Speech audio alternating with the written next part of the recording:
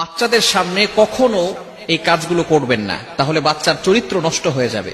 কিছু মায়েরা আছেন, তারা বাচ্চাদেরকে লালন পালন করেন, তাদের সামনে এমন কিছু কাজ করে ফেলেন যার কারণে বাচ্চার চরিত্র নষ্ট হয়ে যায়। খবরদার, এটা কখনো করা যাবে না। অনেক বাবারাও এটা করে থাকেন। এক নাম্বার হচ্ছে মোস্ট ইম্পর্টেন্ট, বাচ্চার সামনে কখনো কাপড় পরিবর্তন করবেন না। বিশেষ করে কিছু মায়েরা এমন রয়েছে, মনে করে বাচ্চা তো ছোট, বাচ্চা কি বুঝবে। 2 বছরের পরে বাচ্চাদের সামনে কাপড় খোলামেলা করবেন না। কেননা 2 বছরের পরে ক্ষুদ্র ক্ষুদ্র ছোট বিষয়গুলো বাচ্চার মনে থাকে, বড় হওয়ার পরেও মনে থাকে। এজন্যই আমাদেরকে সবসময় সতর্ক থাকতে হবে যাতে করে বাচ্চার সামনে এই ধরনের কোনো কাজ আমরা না করি।